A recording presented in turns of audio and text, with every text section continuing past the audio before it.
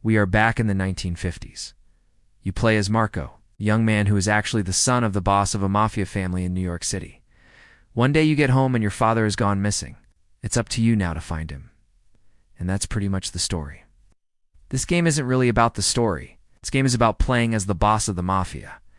That means you're going to be doing what bosses do, collecting money from businesses, eliminating threats, and moving up in the ranks of the mafia.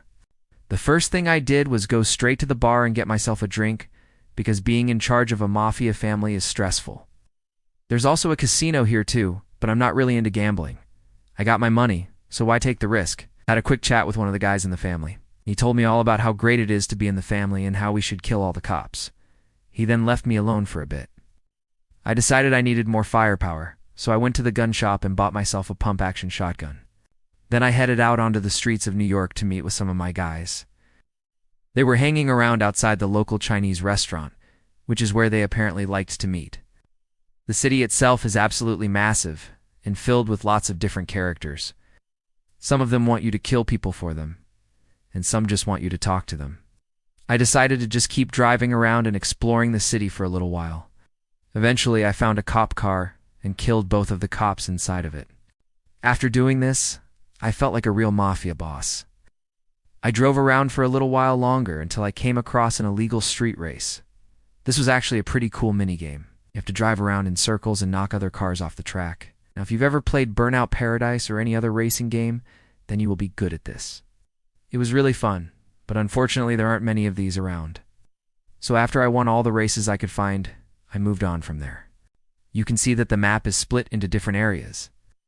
Each area is controlled by either the police or your family. Eventually, you'll be able to expand your territory, but in the beginning of the game, you don't have enough power to do this. As I made my way through the city, I came across lots of different shops and buildings that I could buy. But again, I didn't have enough influence or money to purchase any of them just yet. There are three main things that you need to expand your criminal empire. The first one is territory, which you can claim by killing everyone in the rival gang's territory. The second thing you need is money. Money can be collected from stores, banks, armored cars, and casinos. The third and final thing is influence. Influence can be gained by eliminating certain people in the city. These people are usually corrupt cops or gang leaders. The more territory, money, and influence you collect, the more of the city will come under your control. After driving around for a bit, I started to get bored and I wanted to do something else. So I switched to stealth mode and snuck into a house. I actually hadn't meant to kill anyone, but the owner of the house surprised me, and I ended up blowing his head off. Maybe I should turn the volume back up. I then set my sights on a jewelry store. I took out 2 of the guards outside and then snuck inside and stole all the jewelry I could find. There are actually a few different ways you can approach each mission. You can go in guns blazing, or you can try to be sneaky. Most cases, going in guns blazing is probably a better option. You can also hire bodyguards to follow you around and help you out in fights, but I don't think that's a very good idea. I mean, I tried it, and it just made everything harder. I kept getting stuck behind my own men, and they kept getting in the way. It was just a mess. I ended up losing a lot of men because of it. So after messing around in the city for a while, I finally found a mission marker. I followed it, and it led me to a dock where I met with one of my guys. He told me that some drugs had been stolen from one of our warehouses, and it's my job to get them back. He also said that I should probably start expanding the family's territory, because if we don't, then the other families will take over. So I decided to attack one of the rival gangs. This game is very much like Grand Theft Auto, except you can only attack rival gang members in certain areas. If you try to attack them in their own territory, then it'll start a gang war. Gang wars are really difficult, so you should only do them if you have a lot of men. What I did was bring along as many men as I could fit in my car, and then I attacked the gang's headquarters. Once we entered their base, we opened fire on everyone. It was pretty intense, but eventually we wiped them all out. I was pretty happy with myself because now I had expanded our territory. As you can see, the more territory you gain, the more money you make per week. I was starting to feel like a real mafia boss. So then I went to the bank and deposited my money. I was getting close to making enough money to hire more men, so I had to find another way to earn some cash. That's when I discovered that I could rob gas stations. Robbing gas stations was actually pretty easy. Just drive up to the attendant, Open the door, and then put the gun in his face, and he gives you all the money in the till. Sometimes the cops will show up, but if you shoot them, then they will stop attacking you. I started to get really bored of robbing gas stations and killing rival gang members, so I switched to a different type of mission. These missions are given to you by the people you eliminate. Basically, these are revenge missions. To get revenge missions, you have to kill someone.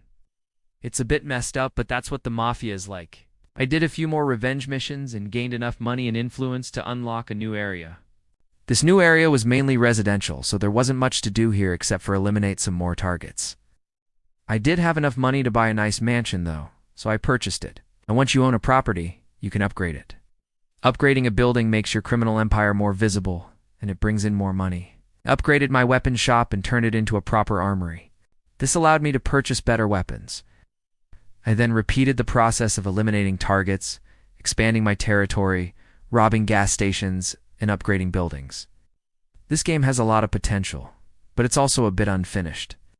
For example, you can collect all the weapons in the game, and there's nothing else to do.